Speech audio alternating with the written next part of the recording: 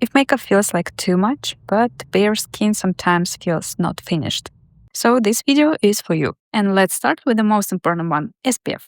I know the texture looks a little strange at first, but wait until you see the close-up and the comparison between the two sides. Even if you don't wear foundation, SPF is a must before going out. I especially love this mineral one because it doesn't feel greasy, sticky, wet, or too glow. The finish is soft, smooth, and blurring. It makes pores, texture, and small lines look softer, but it still doesn't look like makeup. I apply it with my hands, just like a normal cream. It spreads easily, feels very soft, and what I really like is that it doesn't sit inside pores and leave those tiny white dots. And look at the close-up around the nose area. This is usually the hardest part. And you can see that the skin still looks natural, not shiny, and not flat matte, just fresh and even. Honestly, this is exactly the kind of product I would recommend to someone who doesn't like makeup but still wants the skin to look better. Next, brows. If you don't usually wear makeup, I would start with the easiest and softest option, brow shadows. I pick up a small amount of product on the brush and focus mostly on the tails of my brows. And this color works really well because it's not too orange and not too gray. That's why the result looks natural for me, especially as a total blonde girl. Okay, next, concealer. For people who don't wear makeup, concealer is usually more useful than foundation. And you don't need to cover the whole face. You only need to correct small areas that makes the face look tight, red, or uneven.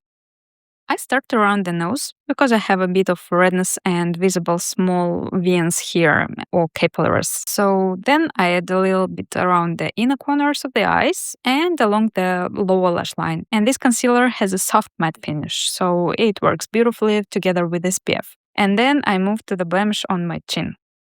And a small hygiene note, when you cover a blemish, try not to go back and forth between that area and clean skin with the same brush.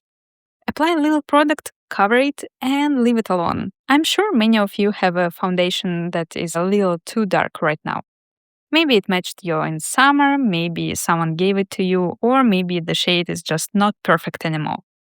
Instead of using it as a full foundation, you can use a very thin layer only where you want a little warmth. Let's think of it like a bronzer. Pump a little onto the back of your hand and warm it up before applying. This helps the product blend into the skin more easily. Then I take a large soft brush and use only a tiny amount. It also helps soften uneven texture because it has tiny light reflecting particles inside. And there is a big difference between this and obvious highlighter particles. Such a soft contouring with a touch of warmth. Next, lipstick, but not only for the lips. I know this deep wine shade can look a little scary at first, but we are going to use a very small amount. So, these shades are so underrated, and especially if you want the face to look fresh, elegant, and a little more chic. Apply a tiny bit on the back of your hand, then mix it with what's left on the brush. This makes the color softer and easier to blend. And then I apply to the highest point of the face, to the cheeks, and to the forehead. And personally, I don't like placing brush too low, because on me it can make the face look a little bit tired. And I prefer keeping it a little higher, closer to the lifting area of the face. Look at the result. Look at this color. It gives that fresh winter flush effect, and you can see how much more alive the eyes look now. That's color theory. And a quick note, NARS currently has a friends and family sale with up to 40% off and free full-size gifts. So if you want to try some of these products or restock your favorites, this is a good moment. Now let's return to the concealer. I like to let concealer sit for a little while before setting it. For this kind of natural look, I prefer powder with tiny light reflecting particles.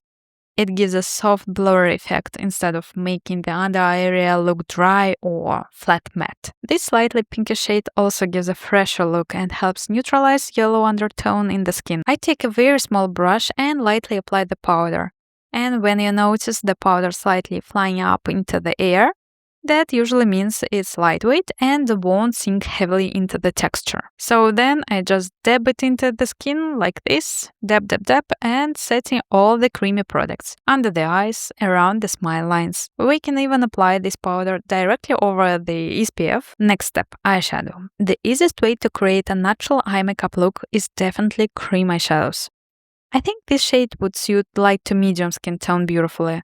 And I love that it's compact. Not one of those huge eyeshadow palette, Apply a small amount onto the brush, or you can use your fingertips as well. Then slightly lift the shape by blending it outward toward the temples. Also add a little bit along the lower lash line to make the eyes appear bigger, and that's it. You can also build up the intensity if you want to, and if you are in the mood. Sometimes inspiration comes while we are already in the process of creating something, right? Next step, mascara. I've got this brown mascara from YSL Beauty, and honestly, it's the best brown mascara I've ever tried. It's just brown, not reddish brown, not orangey brown, just a true chocolate brown, and I love it. I also have the black version of this mascara. It definitely gives more depth, but I'm a low contrast person, so brown mascara on me works the same way like black mascara works on someone with a high contrast. So it just looks more harmonious. I usually hold the wand very close to the lash roots and simply blink into it as much as I need. I also skip eyeliners and pencils completely. For beginners, I honestly don't think they are necessary. What do you think? And I just press the mascara into the roots on the lashes, and it immediately gives definition while saving time on eyeliner and pencil steps. Lips. I love easy lip product in safe, wearable shades. I'll show you 3 different colors and 1 completely different texture. The first one is such a good option for the upcoming summer season. It's a plumping formula with a little minty freshness, but nothing painful or overly spicy. The next one is a dusty rose shade with a slightly mauve undertone. I've already shown you this one. I love this for whole springtime. So it's still pretty light color, and this one is gorgeous. The texture is amazing, and honestly, there is no need for lip liner at all. And the last one is a caramel shade with a sparkling particles. This one also has a minty feeling and slightly more intense than the first gloss, I guess. And this shade works beautifully for warmer makeup looks like this one. And look at the close-up. Every color is beautiful in its own way. And also look at how the texture sits on the lips. No bleeding, no weird separation, nothing like that.